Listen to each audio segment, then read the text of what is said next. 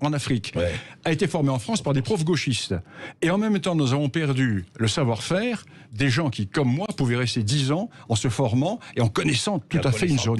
Et qui, en plus, avaient des rapports politiques. Moi, j'ai eu... les ministres étaient tous mes anciens étudiants. Moi, j'arrivais quasiment au Conseil des ministres en les tutoyant.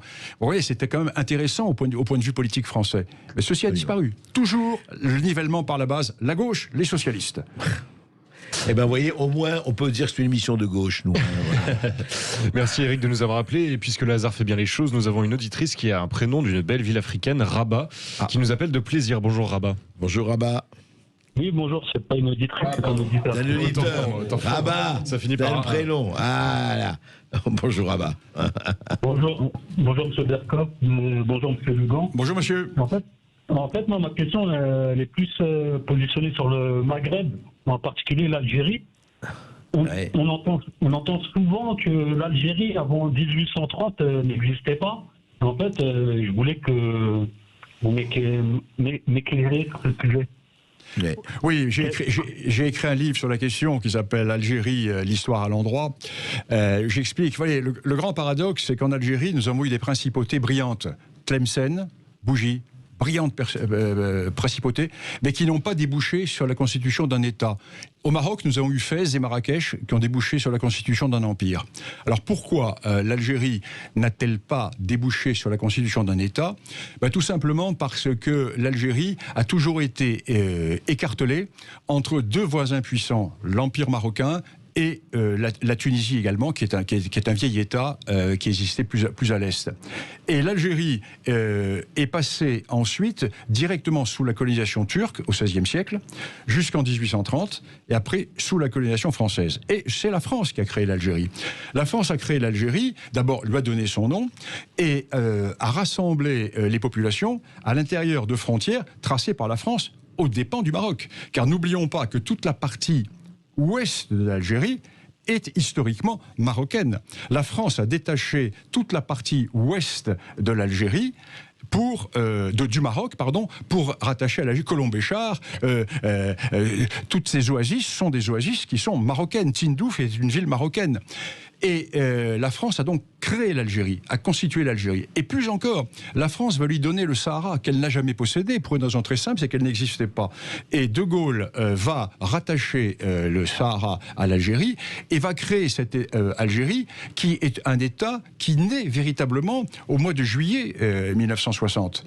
C'est le grand problème du Maroc et de l'Algérie, le grand problème de l'opposition entre ce vieil État marocain millénaire qui existe. Savez-vous que quand Hugues Capet est élu roi de France, au 987.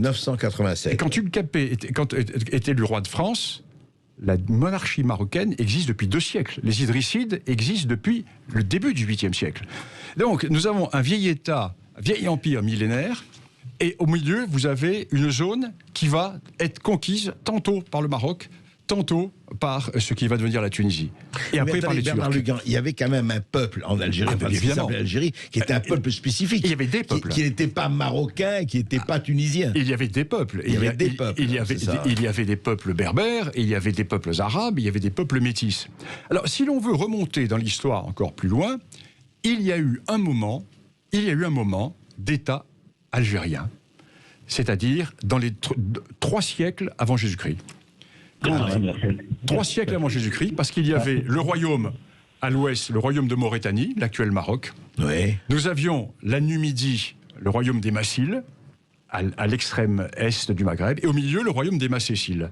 Le royaume des Macéciles qui partait à peu près de l'est d'Oran et qui allait jusqu'à Constantine inclus, jusqu'à l'Oued Akbir qui passe sur zone. Et là, vous aviez cette partie centrale qui a été, effectivement, pendant 2 siècles, un royaume berbère qui était à peu près dans les frontières de l'Algérie actuelle. Et ce royaume berbère, qui a été détruit au moment des guerres puniques entre Carthage et Rome, parce que ce royaume berbère a eu des alliances qui étaient contraires aux alliances romaines et qui étaient vaincues. Et depuis, il n'y a plus d'Algérie. Jusqu'à la conquête française. 1960. C'est ça. Merci Rabat de nous avoir appelé Merci. au 0826 300 300. Et je rappelle votre livre, Bernard Lugan, puisque vous allez devoir nous laisser et que nous allons parler maintenant de passe sanitaire et de vaccins. Nouvelles incorrectes d'une Afrique disparue aux éditions de la Nouvelle Librairie. Vous pouvez le commander en ligne ou dans toutes les bonnes librairies qui ont accepté de vendre ce livre. Vous êtes historien spécialiste de l'Afrique, universitaire et expert auprès de l'ONU. Et je dis ça sur l'Afrique, ouvrez ce livre, il vous ouvrira. Et vous pouvez également aller sur mon blog, l'Afrique réelle, où je donne quasiment toutes les semaines des communiqués. Là, cette semaine, je viens de faire un communiqué sur le coup d'État du Soudan, et la semaine dernière, sur la légende du massacre du 17 octobre 61 à Paris. Bah voilà, vous Autre avez la légende, lecture. autre légende. Vous savez, la lecture, à tout de suite.